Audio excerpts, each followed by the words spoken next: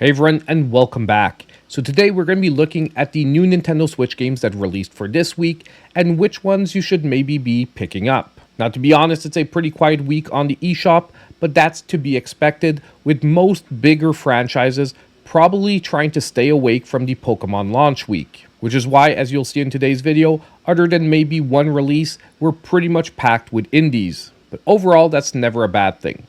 By the way, I did want to mention the channel is now affiliated with VGP, so if you are also a physical collector looking at purchasing any of these games, that is one of my preferred sites, and the link is down below. You can pick up your games from there. It doesn't cost you anything extra, and it does help out the channel a little bit at the same time. But even if you're not into that, one of the best ways to also help support the channel is to hit that like button, subscribe if you aren't already.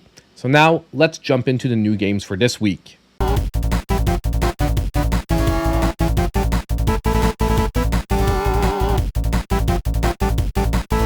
Now to start things off, our first game is going to be Spindle, which released on October 13th and is selling for $19.99. Now this is a retro-styled action-adventure game where you play as Death, accompanied by a trusty pig sidekick. You'll slash your way through monsters and puzzles across 5 perilous dungeons on a quest to restore mortality to the world. You can even take control of the pig to solve challenges and reach hidden areas. This game is promising classic top-down gameplay with big boss fights, charming pixel art, and a poignant story about life and death. Now, I'm not gonna lie, I'm getting really good vibes from this game. It seems to be a perfect mix of quirky yet fun pixel art action. Not to mention that if you know me, I'm a huge Zelda fan, especially top-down Zelda games, and this is definitely giving me those vibes. The one question mark I do have here is that with only 5 dungeons in the game, I'm wondering if it's going to be pretty short. But that's not always necessarily a bad thing.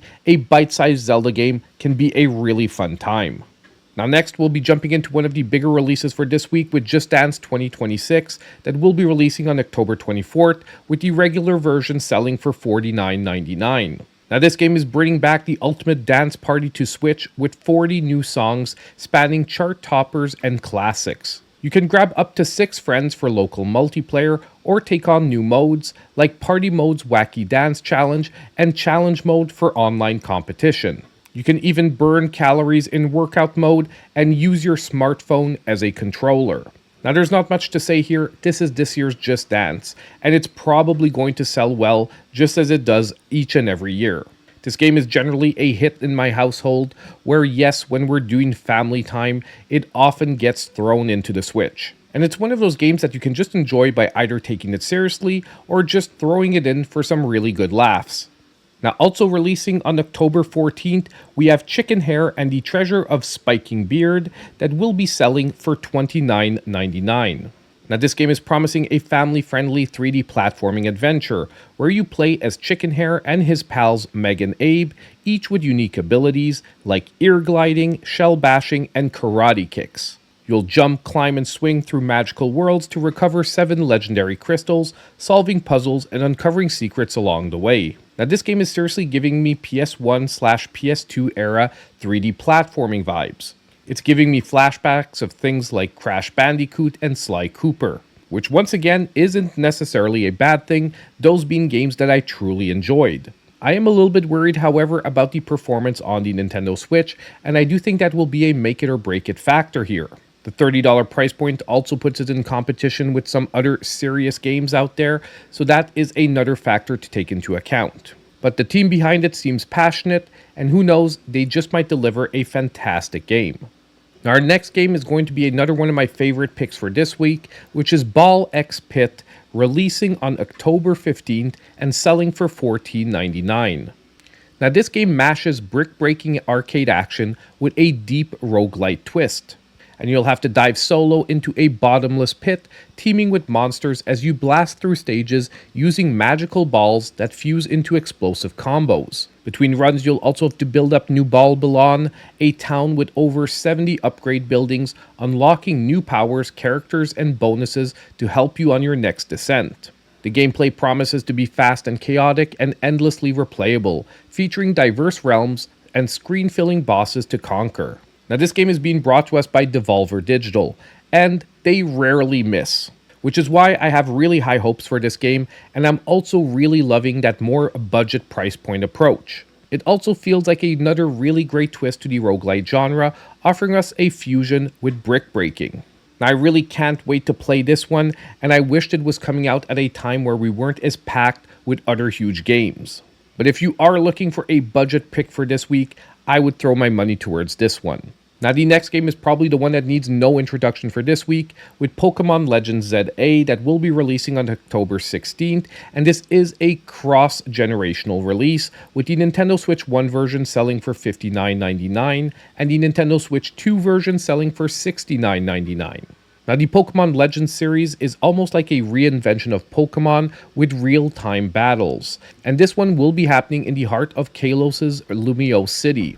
You'll have to explore the city, catch and battle Pokemon without turn-based menus, and fill an energy gauge to unleash Mega Evolutions in the heat of combat. And the Mega Evolutions hitting the Legends series really seems to be the big selling point for this specific game. Now, love it or hate it, this is the latest entry in the Pokemon franchise, and most likely once again the game will sell very well. However, on a personal level, I'm not as excited for this game because I'm not convinced it will push the series forward enough. And at the same time, I was really disappointed in Nintendo's tactics of already announcing DLC for an unreleased game.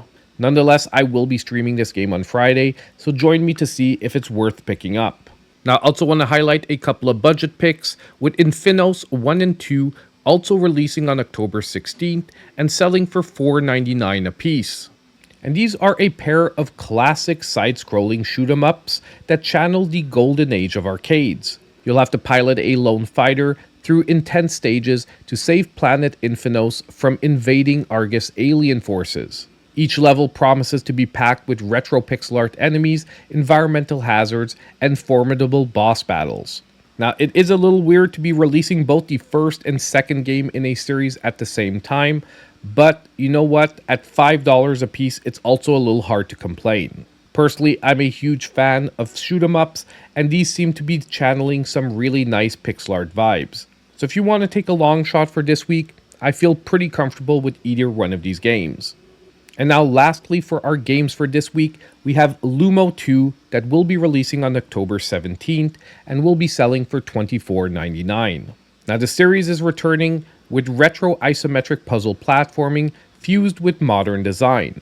And once again, as a tiny wizard, you'll have to traverse over 100 interconnected rooms filled with shifting platforms, traps, and clever puzzles to solve. However, this time around, you'll have new surprises like mini-games and portal-based dimension shifts that keep the gameplay fresh and unpredictable. And they really seem to have pushed this concept this time with a ton of alternate gameplay modes.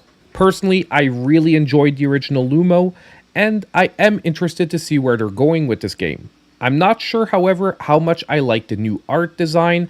I almost wish they would have stuck with the more chibi design of the original game. But I'm definitely willing to give it a try, and at $24.99, it also feels fairly priced, although I would have preferred it more at the $19.99 price point. Now, those were the releases that caught my eye for this week. As usual, let me know in the comments down below what games you're picking up, or if maybe I missed one. And as I said earlier, on the way out, don't forget to hit that like button, subscribe to the channel if you aren't already, and click on that notification bell so you know when all my future content comes out. And as usual, I hope I'll see you in my next video.